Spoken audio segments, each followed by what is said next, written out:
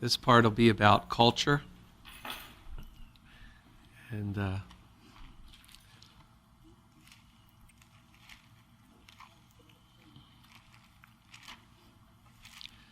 what that means, I guess it's a cultural sense of where we want to be with life in terms of our personal, like, what do we? So this is the ministry. Like, how do I relate to the culture that I'm in? Because I can't escape it. I'm an American. It is what it is, you know. I'm a Baltimorean. That is what it is. I'm a Hamiltonian. That is what it is. So it's like you're like there, okay? So that's where I live in Hamilton. My neighborhood has a certain character and culture, which is not really so defined, but you know, there is, you could sort of see the kind of thing there. I live in Baltimore, and that's got its own cultural attachments, and then there is also the sense of the greater American culture, and then where that culture fits into the whole worldview. So that was the a worldview that was a famous kind of German idea, Weltanschauung. You know, like, what's your worldview? Would you have it? Do you have one? And we do. Let's see, where do we want to start here? Okay, I'll start with like a verse from this morning. Why did the heathen rage, and the people imagine a vain thing? The kings of the earth set themselves, and the rulers take counsel together against the Lord and against his anointed, saying, let us break their bands asunder and cast away their cords from us. He that sits in the heavens shall laugh, and the Lord shall have them in derision. Then he shall speak to them in his wrath, and vex them in his sore displeasure. Yet I have set my king upon my holy hill of Zion. I will declare the decree the Lord has said. Thou art my son, this day I have begotten thee. Ask of me, and I shall give you the heathen for your inheritance, and the uttermost parts of the earth for your possession. You shall break them with a rod of iron. You shall dash them into pieces like a potter's vessel. Be wise, therefore, you kings. Be instructed, judges of the earth. Serve the Lord with fear. Rejoice with trembling. Kiss the Son, lest he be angry and you perish from the way, and his wrath be kindled but a little. Blessed are all they that put their trust in him. Great gospel message there, right there. The heathen rage, and so why does culture exist? Well, we can go back to the beginning and see that Adam and Eve were put in a garden. They were given an assignment, which was to dress and keep the garden, cultivate it. So that was part of it, cultivate the garden. And then the dressing and the keeping, that was an important part of their life. They are listening to God, the voice that walked in the garden, dressing and keeping the garden. So the cultivation, the word culture comes from that cultivation. What they had, the creation that God had put them in, gave them gave them their frame of reference to live by. So the culture. So we really see the formation of worldly culture begin with the person of Cain. And how did Cain establish that? What was his first giant step? Pardon? That's the first one. But after he's having this encounter with Jesus, he actually says something really important. He says, my punishment is too great for me to bear. All of humanity has to come to that conclusion. Every person has to come. My punishment is too great for me to bear. Absolutely. You need Jesus. He bore it. But Cain, it says Cain went out from the presence of God and established a city. And we notice what happens in that city. There's merchandising, there's creativity in that. So worldly culture really begins with Cain, but it also, maybe you could say, it began earlier than that, when the woman in the garden heard the voice of the serpent say, you shall be as gods. And so rather than using the cultivation, their energies to enjoy the garden, listen to the voice, enjoy the garden, listen to the voice, practice the one commandment that you were given, not to eat of the tree. That would have really created like a real amazing time, endless it would have been that way. I don't think sin is a success. I'm not of the opinion that like that. I knew that God is everywhere present and has all knowledge, and that happened, but I believe I'm a free will agent, and I was created in the image of God, meaning that I can do as I please. And so God made me to do as I please. He made the man and the woman to do as they pleased. And they could have pleased each other and him with their cultivation, lived in faith, producing children, as long as, they weren't going to die. It wasn't going to be like, it was never going to be strangely weird or anything like that. It was going to be pleasure upon pleasure. That was the design.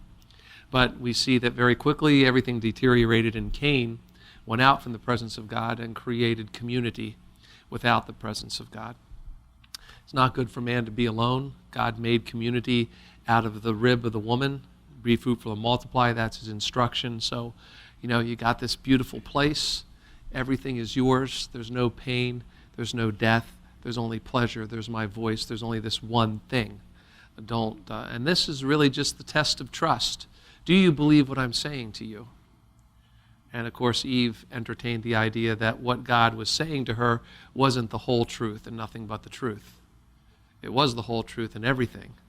It just wasn't. It was not the knowledge of good and evil. It was just the fellowship with the voice. So Cain went out there in Genesis and fashioned him a city and started creating community. So culture is always going to be defined this way. I mean, human culture is always going to be defined by this gathering of people who are living in sort of like the rebellion of Cain, and not trying to draw near to God. They are going out from his presence. So we have this understanding about what culture is. We know that all men are liars. We can really come to that we have come to that conclusion. We know that. We see it. We understand it. We feel it. So, and we see every day heathen raging. Somebody done something wrong. They've gone too far. And fear. Fear is easy, love is hard. And that's the whole thing that's flipped on its side. Love should be easy. Love should be flowing, but it's hard. Forgiveness is hard. It's like, you could say it, but it's hard. It's like, but Cain and community. The next great city didn't have such a, they washed the world. Jesus, God the Father, God the Son, God the Spirit. They washed the world with a flood, amazingly. Got rid of probably about 7 billion people. And how do you get that calculation? You just got to figure it out. It's like people were living to be 900, and they were having children. And the ozone layer was perfect. There wasn't like any kind of heavy metals going into people's bodies. Cancers, those kind of things. It's like, could have gotten to 7 billion people very fast, really quick. So, wouldn't have taken many centuries for it to get to that many things. But the thoughts of their mind was only evil continually. They washed the whole thing. Started with one family, and a couple. We don't know how long it is, maybe. But then you have the next city, and that city was led by a man named Nimrod, who was a mighty hunter in the earth. So what was the characteristic of this place that they set up shop? What do you know about it? What do we know about Shinar? Yes? I was thinking the Tower of Babel. Well, yeah, but the place they built it was a plain. The plain of Shinar, no mountains. That's the point. It's an easy place. It's like flat. We got the perpendicular thing going there, engineering. We're building a tower unto God to make a name for ourselves. That's really what human culture is about, apart from God, is making a name for themselves. The heathen rage. People imagine the next empty thing. Nimrod, there's ease. ease, and there is a human unity, or uniformity, let's put it that way, not unity. Unity, I like to think of it three ways. Uniformity, everyone is alike. Unity, there's sort of like a cosmic sense that people have together, and then there is communion, which is God brings us into communion. I know that you have Psalm 133. It's good for the brethren to dwell together in unity, but here we have uniformity. Everyone was doing what seemed to be the thing to do. Oh yeah, we should build that. We should get the slime and the mortar. We should do that. Yeah, it'd be cool. We'll just build this thing up there. And so then, you know the story that God came down and confused the languages, divide and conquer. It's a principle that Jesus continues to this day. It's like, if I separate these things, it's kind of an explanation for the reason of multitudes of denominations in my mind. It's like if everyone was just like sort of on the same page, they could develop a theological system that sort of builds a name for itself apart from the glory of God. It's my opinion. It's not a greater grace opinion, but I just have an idea. I just see that Jesus said, I didn't come to bring peace. I came to bring a sword. So the things that I say are going to be divisive at certain times. And we'll see that in the next part, because the next part of tonight is controversy and conflict among us. So Nimrod, ease, uniform, and that they would build this thing, and that would be the way they do it. We're just going to live this way. We're going to try to promote human community, human goodness, human, human. I don't know, human. The word is failing me right now. I'm not trying to think what it is, but it's just really just the collaboration together. We're going to co-labor, we're going to make everything, and we are the world. It's going to happen. It's just there's one big problem. All men are liars. It's like that's the one big problem. All men are liars. It's kind of interesting. Like you do some pre-marriage counseling, and the way that my wife and I have done it is like I go and meet with the couple, and then I meet with the couple a couple times, but the third time I bring my wife along, and I let her do the talking. And the first couple times she did this, I was like kind of irritated, but I got used to it. She just looked at the girl and she said, "I want you to look at the guy sitting next to you, and I want you to touch him on the shoulder. Go ahead." Yes, she touched on the shoulder. "I want you to realize he is a liar. Just like my guy over here, he is a liar." Girls, if you can get that straight and you realize, you won't be surprised. And you see the crack in everything. There's a book that I just read, and the guy says we have to see the crack in everything. Like that's the broken cistern. Humanity is a broken cistern. It can be very pretty on the outside, but there's a crack in it, and what the real stuff is seeping out of the side of it slowly. So all men are liars, and despite humanity's best efforts to try and create sort of like a cultural institutions that welcome everybody and let everyone be tolerated and everything, it's not working. It's not working. And so that brings us to a sort of a responsibility for us as believers, because we are called to be salt and light. We really are. We really are called to be the salt of the earth. And we know that God got his hands, whether this is an anthropomorphism or not, God did take the dust of the ground and formed a man. That's what the scriptures say. So God got his fingers in the dirt, however he did that, and he formed man. And so there is a sense of this thing that God spoke into being, and then his forming of this. There's this sense of creation that is like, God is God put his fingers in this for what reason? Made man for what reason? And created him to really, to glorify him with the beauty and the community and the life and the enjoyment of creation. That would be that. So as salt people, as light people, it really makes sense for us to sort of engage the culture that we're in and speak to it. Not necessarily assimilate it, but to speak to it, but to understand it, and to enter it in the places where we can enter it with integrity and honesty and beauty. This is Baltimore, right? This is Baltimore. This city has a particular character to it. I can speak to this because I grew up here with my wife. We both grew up here, so we have a understanding of the way Baltimore is and the way Baltimore was, and just the way that it feels about certain things and about people that come to it from other places. It is sort of what is the character of the town? It is a sort of it's got sort of an insecurity complex, okay?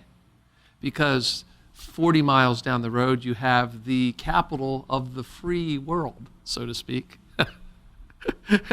with its White House and its legislature, Washington, D.C. The capital of the free world. That, by the way, in 1812 was burnt to the ground by the British, who were trying to retake the colonies. But then they came up the river to Baltimore, Dundalk in particular, and got their rear ends handed to them and went back to England never to return. So if you're wondering why the United States of America is what it is, Dundalk is the reason. So, the next time you think about Dundalk and say, wow, you come into Dundalk and why they got a fighting spirit, how long has it been there? Since the colonial days. So, so Baltimore has this. I'm just saying, we engage the culture, we understand the city, what it's about, and what it holds dear. And so for many years it was, a primarily, factories everywhere. Meat factories, a steel factory down on the river, automobile manufacturing factory, drug companies, factories everywhere, union people working.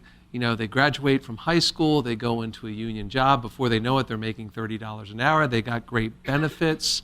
And they buy small houses with small yards. The schools are half decent. Life is pretty good. We're going to be taken care of forever, And that generation goes, and it happens. The next generation gets there, and economic collapse happens, and the factories shut down, and people realize that they were breathing in stuff in those factories that made them very sick.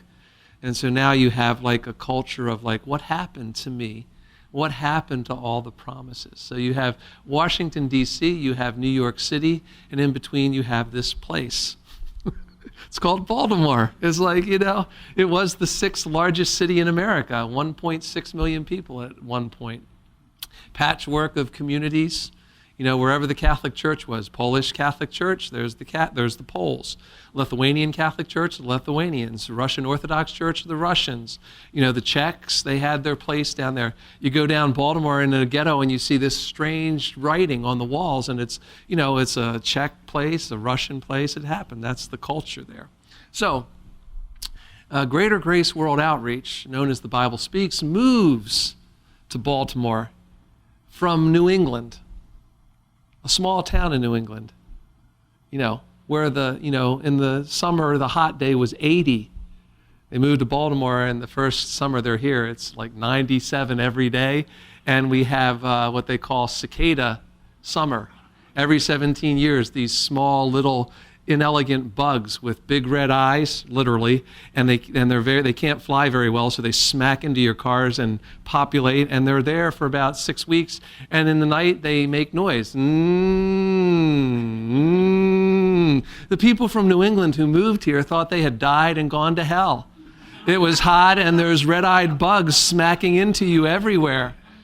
It's I'm saying that because there was really a cultural collision that happened, and our church, I'm just being very honest, our church really didn't handle it well for about 15 years.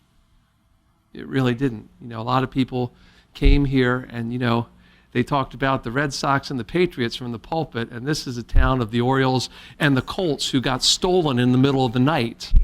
And we didn't even have the Ravens yet when they moved here. So it's like, and the reason why these things are so sensitive to Baltimoreans is because when the Colts started winning championships, it was like, yeah, you know where Baltimore is now, don't you?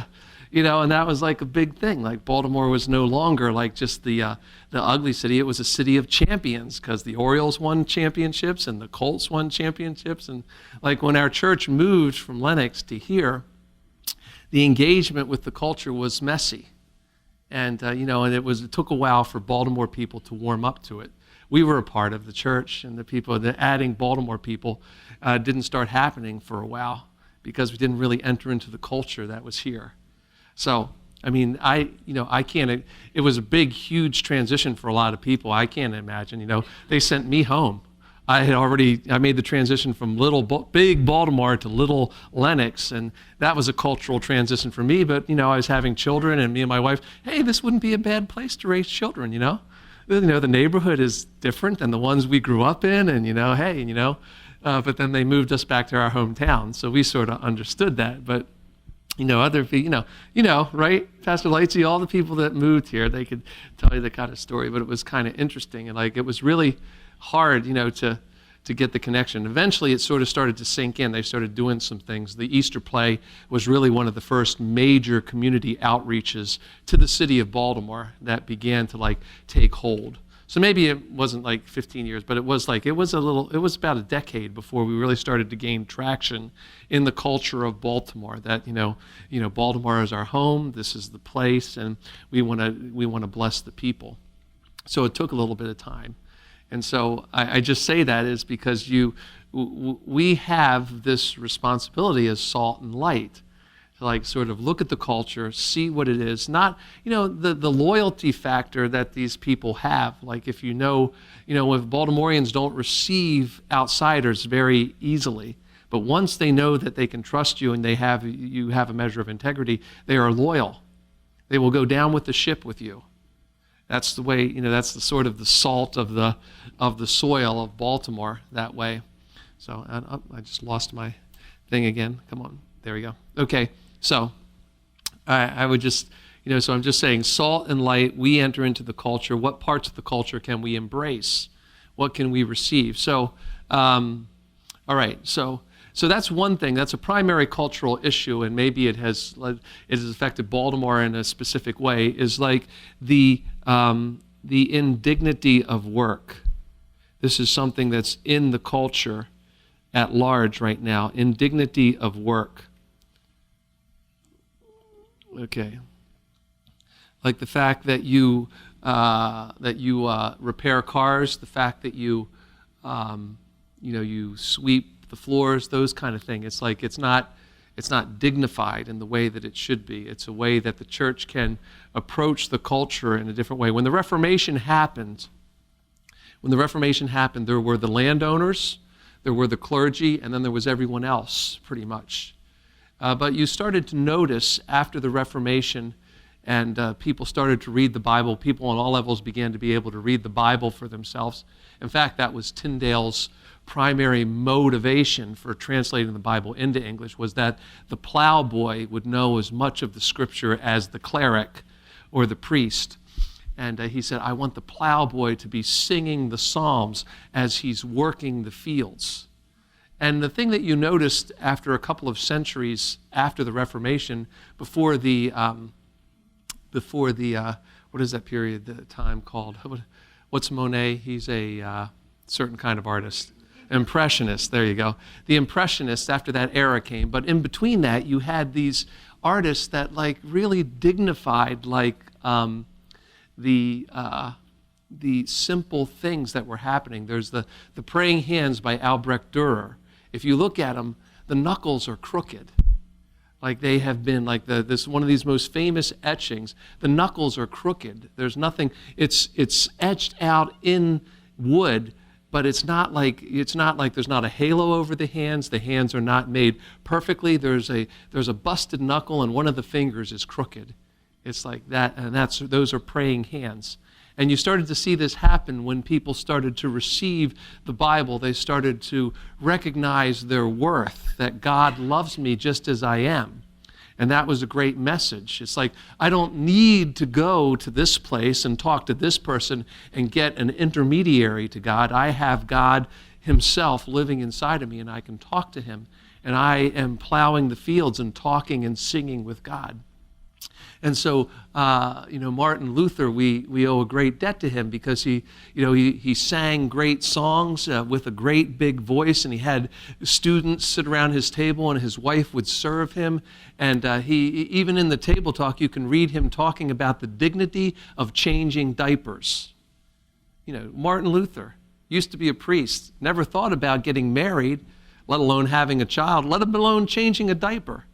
But this is the way that he affected the culture, is like there's a dignity in these things. So the dignity, this is one of the things that's broken in the culture right now, and how we can, so I would say, like, how do I engage that as a person?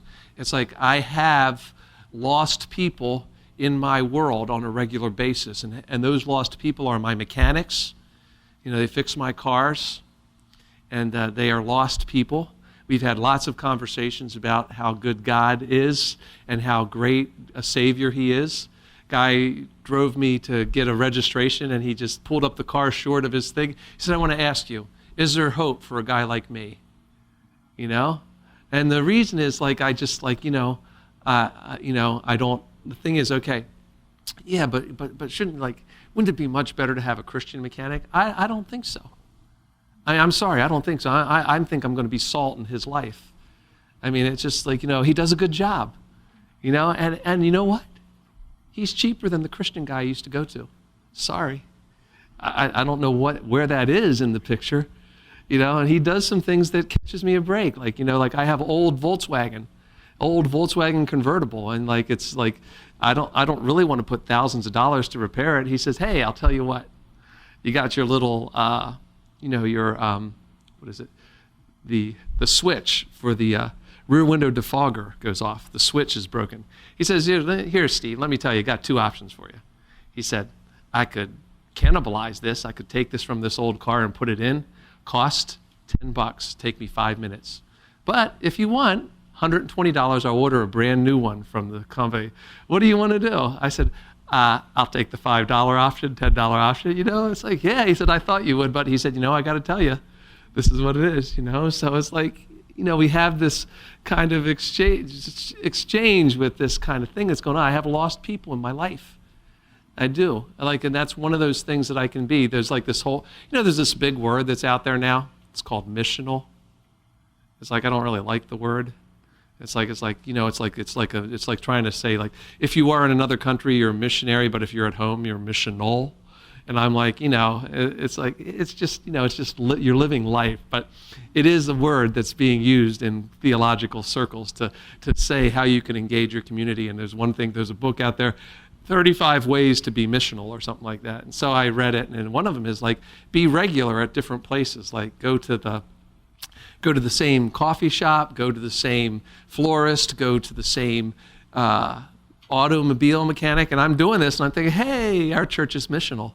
Of course, I knew that already, that we were more than missional, but it's like, this is one way that I have these lost people in my life. The guy, go to the ball game the other night with my kids, and, bought a bunch of hot dogs on the outside because they cost like half the price of they are on the inside. Don't get me started on that. My taxes built that stadium, and they robbed me blind when I go in there for a stinking hot dog and a Coke. But I buy them on the outside. That's a cultural problem with me. So buy them on the outside, and and he says it's this or this, and I just say keep the $2. It winds up being $28 for 8 hot dogs and chips and everything. And he says 28, and he's going to give me. I said keep the $2. Hey, thank you. You just made my day. It's like it's like, this is the part of the call. This guy is like, hardworking. He's sweating, over all this grill to make hot dogs. He's getting a big rush because the game is going to start in 10 minutes.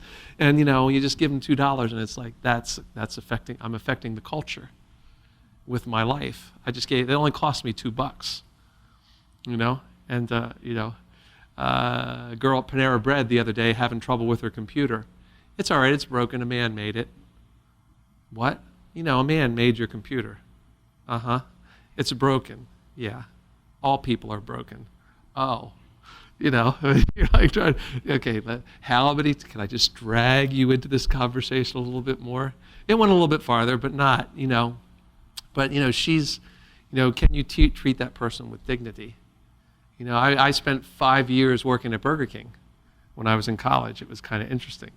There's the one on Pulaski Highway up there. It was brand new, built, and I went in there and worked 5 years. It was great. Did a lot of sweating and everything like that, but had a lot of interaction with people. I got saved during that period of time, but we all worked hard, and it was like there was a dignity in it.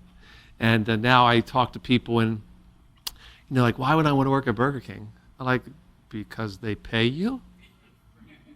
It's like, you really don't have to think a whole lot, and it's like, the burger goes in the one end of the machine and it comes out the other, you put it on a bun, and then, you punch the register. It's like, they give you money for that. It's kind of, and it's work. It's like, well, what did you work at? Yeah, I did 5 years. I took a pay cut to go from Burger King to the newspaper job I got. What? Yeah, $3.50 an hour to $3.25 an hour. So I go answer phones and write down scores and stuff like that. So the dignity of work, this is one thing that I think that we come up against. So the people in our churches, they work hard. They come to church, they labor, and I think we can really, that's something that, as far as addressing the culture as salt and light, we can say, God loves you, and what you do is powerful. What you do is important. Let's look at something from, Exodus, I think it's Exodus 31. This is after God gives Moses all of the details related to the tabernacle. He gives him the name of a couple of guys. See, verse 2 of chapter 31, I have called by name Bezaleel, the son of Uri, the son of Hur of the tribe of Judah, and I filled him with the Spirit of God. Wow. You filled him with the Spirit of God, so he's going to be a prophet, right? In wisdom and understanding, in knowledge, and all manner of workmanship. Wait, he's filled with the Spirit of God to fix my carburetor. That could be that way. I could win this guy to, Christ could lead this guy to himself through me because I take my car there every other month for an oil change. And I talk to him. And the thing is that God has put him there, all manner to devise cunning works, work in gold, silver, brass, the cutting of stones and the setting of them, the carving of timber, to work all manner of workmanship. And behold, I have given him a buddy, Oholiab, the son of Ahisamach of the tribe of Dan, and in the hearts of all that are wise-hearted I have put wisdom that they may make all that I have commanded thee. There it is. That's the dignity of work. It really is something that, music is amazing. I love it. I'm in a family of musicians. It's great to be there. It's great. I'm a real snob when it comes to music. Why? You should hear what I hear coming from the shower every morning. We want to hear his glory. Man, I heard that song 50 times this week. Wife's trying to get the notes all right so that she could come in on Sunday morning. So, but the idea, but I'm also appreciative of the guys who are going to fix my porch. I want them to fix it right. I made a mistake once. I want it done right, and it's going to, it was done right. It was just materials. It's a long story. But anyway. But the dignity of work is something. We have gotten into this dualism, Christian dualism, that this is clean and this is unclean, and that there is ordained labor and unordained labor. And somehow, and we got, the shepherd's guide and all that stuff, let the shepherd guide you to a Christian believer. Actually that guy was in our church 30 years ago. The guy who started, he doesn't come here anymore, but 30 years ago he came to our church, the guy who started it, the idea that, well, you're a Christian, you want to do business with Christians. Why would you want to go outside of your community to a heathen? Oh, I don't know. Psalm 2 says God gives us the heathen for our inheritance. It's we got to interact with them. They're going to be our inheritance. So the indignity of work is something that has worked its way in. It's been really subtle. I don't know if you have it so much. I think in the European cultures, they do have still the vocational training, and people become mechanics and and engineers and those kind of things without like having to get all of this other kind of philosophical education that goes with it. In the United States, we've sort of like got a system that's sort of broken, and you have to have like this kind of degree, this, and this, and it's like keeping people in college. It's really, I think, a money-making scheme. So, sorry. But there's a Christian dualism. Now, there's a couple of ways that we can approach the culture. Okay, one way is to be like the Essenes. You know, the Dead Sea Scrolls that were found in the 50s in a little cave outside of Israel. The Essenes decided, we're going to check out. It's like, we're just going to move. We're just going to leave society totally. And they did. They went out into the middle of the desert and lived there, you know, writing the scriptures and not really engaging anybody, you know. That's one thing you can do. That's one thing. And so, you know, the monastic movements that went through the Roman system, when the Roman system got a little bit out of control or a little bit corrupt, some people decided, we're getting out of here. We don't want to be with these people. So they would create their societies in the sides of hills on mountains and do kind of to separate themselves from the culture. It's usually the reaction. And so that's, you know, sometimes there is like when I was first saved, there was a real move in the country called the moral majority. And it was, it was led by Jerry Falwell, who founded Liberty University. I really appreciate the man and his faith and everything like that, but the idea of a moral majority just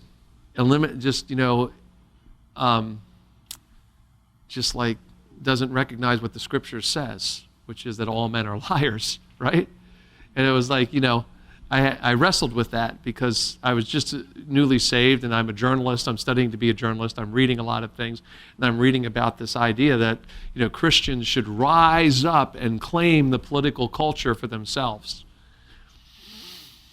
And I'm not sure. I'm reading the Bible. I don't see that happening anywhere in the Bible. I see persecution. I see ostracism. I see every now and then a Daniel. I see every now and then a Joseph getting to his place, but I don't see like a Christian population rising up and taking over the culture in that way. I don't see that happening. So, that's a couple of ways. One way is to like this Christian dualism. You can get away from everything, or you can you can marshal your forces. Everyone comes together, and we take over the political establishment and do it that way. And neither of those things have really worked so well. I mean, what did happen? Okay, what did happen after the Reformation? The Reformation really spawned, in particular, in Samuel Zwingli and some of those cities in south of Germany and in Switzerland. There was a sort of an idea that that Christians should be very much engaged in the political process. They should be good servants. They should be helping the city to become safe and healthy places for people to live in. So that did happen. Some of that that got corrupted by the idea of having power and authority. And so that's the political danger, because when you taste political power, that little taste of power is very intoxicating, and then suddenly it can turn you into a force that's not dedicated to the idea of being salt and light. So this is our place in the culture. I am absolutely believe in participating in the political process. We've got to be there. We've got to tell people. We've got to make our voices heard. We've got to help the culture in some way. And we got to make sure, we got to read the situation. Who should we elect? We got to elect the person that most represents our values. And so I believe in that. The idea, even if it's none of the above. Did you hear that story? Did you hear that story? In an election in Nevada, you can vote for none of these candidates, and none of these candidates won. So it got 30% of the vote. Like, you could take that one. There's 6 guys running for the Democratic nomination for governor, and 30% of the people decided they didn't like any of them and voted for none of these candidates. So what do you do with that? It's like, it's kind of interesting. So, but you vote for me and my wife, we're living in Baltimore City. Baltimore City is 95% Democratic registration. So we are registered Democrats. So we will vote for the candidate running for office that best reflects our values. We found a guy who has a website that says, "I hate crooked politicians." I said, that's my guy. I'm going to go vote for him in a couple of weeks. And then there'll be another election, and I'll probably vote for the Republican. In the city, it's kind of an interesting dynamic. So anyway, but salt and light in the city, we should be a part of that. Okay. All right. So what does this mean? What does this mean? Okay, we should really be dedicated to the excellence of everything that we do. Really. This should be what it is. This should be really dedicated to, particularly in our art forms. In our art forms. It's like, I know that we are a body, and like we can appreciate someone trying to sing. We can appreciate that. And we do appreciate that. Well, we appreciate it, but it's like we have to be careful with that. Because there could be a non-believer like sitting in the back row and saying, what's going on there? There's 1,000 people in this room, and that person, it's like you got to be very, there's a balance for that. We're a family. Like Pastor Duke got up there and sang like with all of his heart. It was really awesome. So I'm just saying, like, our idea is like the excellence comes first, and then there's the exception to the rule. And so we should be very excellent. We should not be mediocre in anything that we do. There's a word for it called kitsch. It's a Hebrew word. It means like novelty that's emphasized over excellence. It's like we're just going to do like this is like such a novelty. It's amazing, and that's a trap.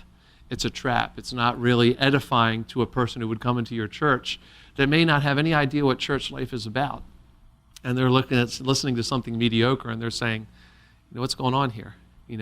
God can do anything, the Spirit can move, and we are a family, and I understand the balance of that, but I'm still saying that, what you want is the excellence. Like we have the pulpit is filled by an excellent man of God who spends a lot of time in prayer, whoever that is that night.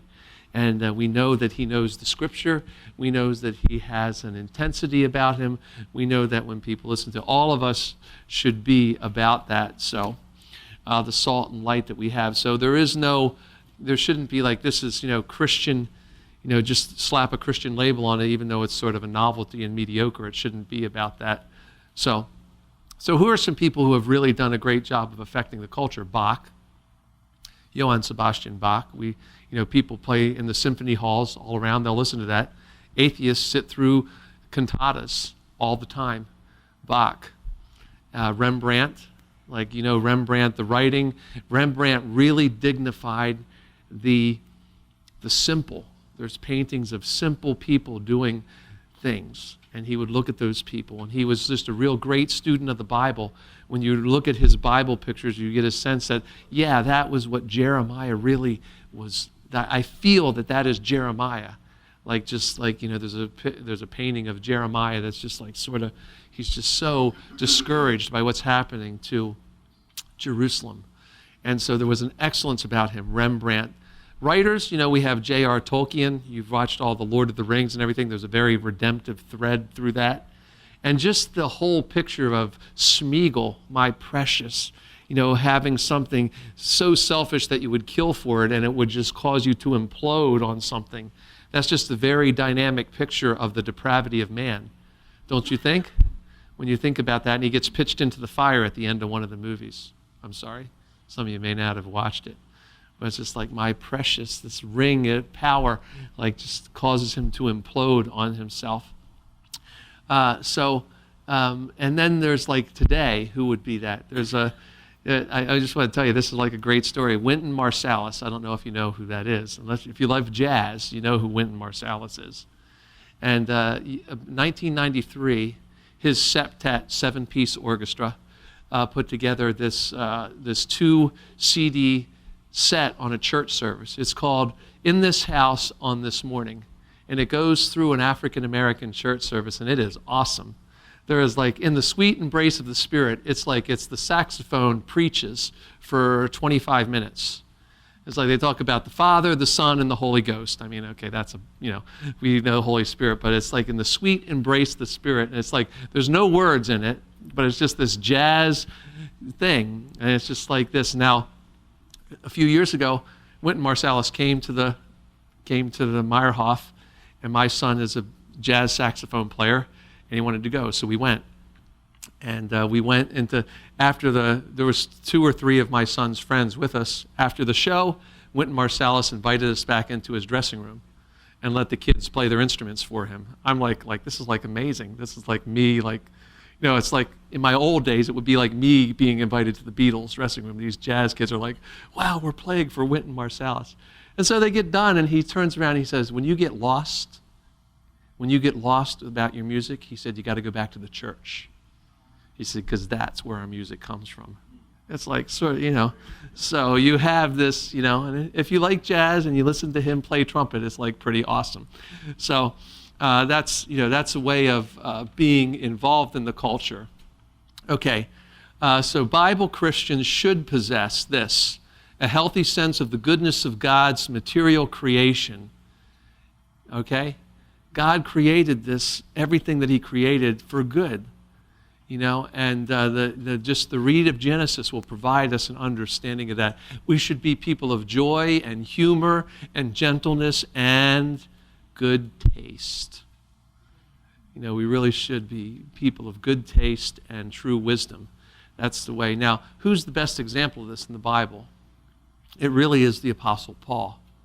Because when you think of the Apostle Paul, you think of a Jewish man of Jewish heritage, a person of Roman citizenship, and also a person of Greek instruction. He's the product of all those things. So he was the most unique person on the earth at that time, maybe one of the most unique people who ever lived on the earth.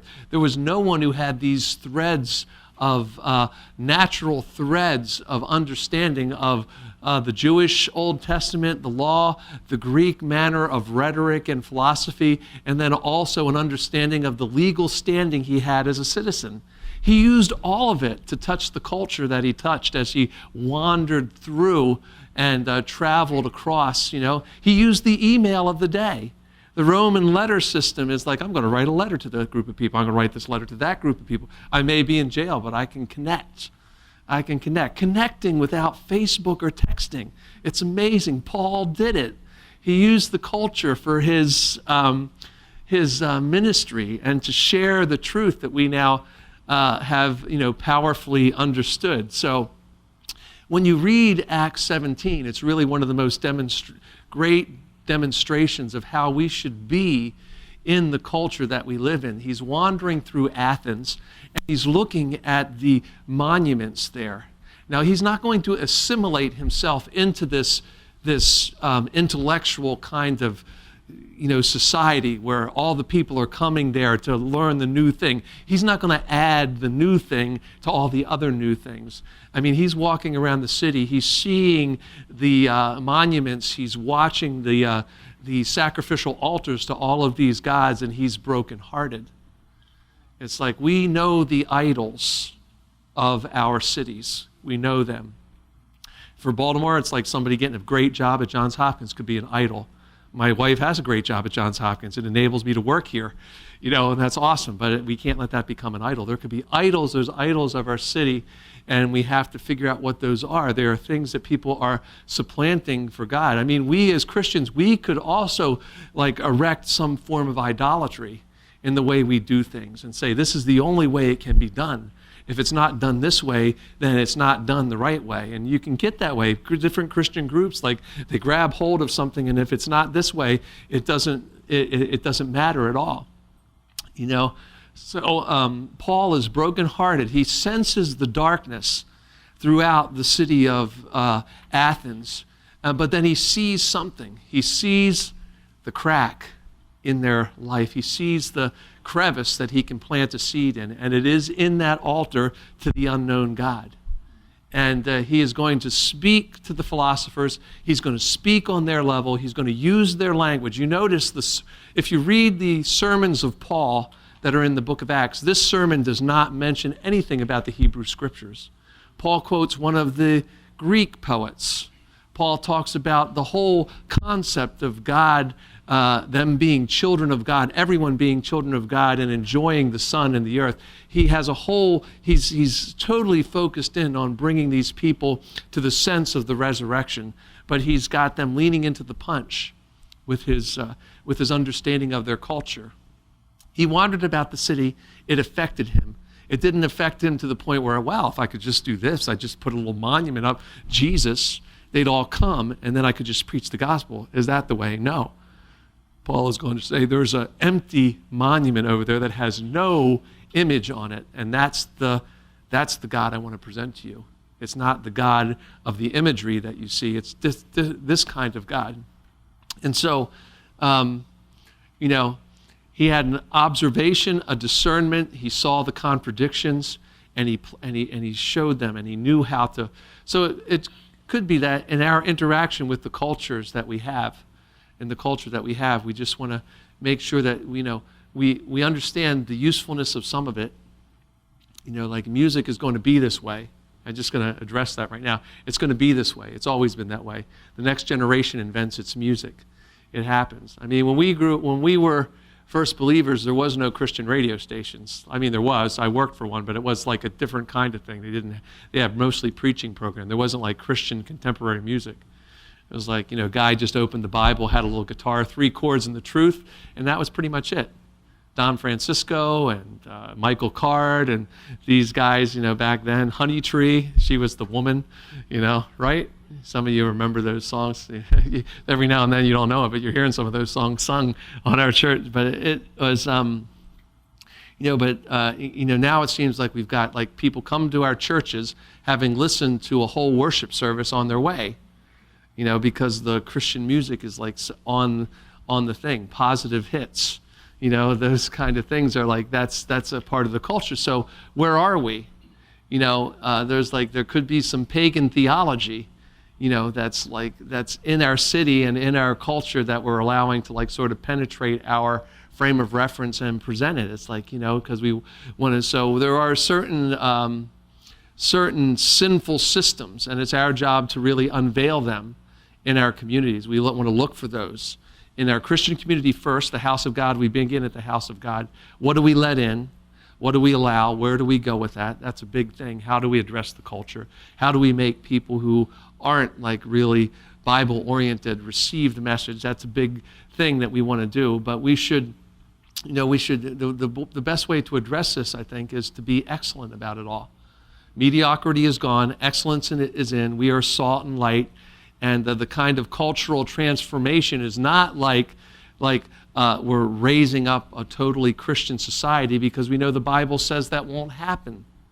We know that that's not going to happen. So when we accept that, but we do understand that the gospel is real and it's offensive to the carnal nature and always will be. So we touch the city life just like the Jews touched the people in Babylon. They prayed for the city, and they had children, and they lived the lives, they sang their songs, and people can start the comparative thing. That culture has something in it that's not of my culture. And that's the way we address it. If we're excellent in the way that we perform, excellent in the way that we present the gospel, excellent in our art forms, and if we're excellent in the love that's among us, then the people, Jesus said, in John 17, the people will know that is something different. That is different from the heathenism that I'm living in, the paganism that I'm in, and I would like to be a part of that.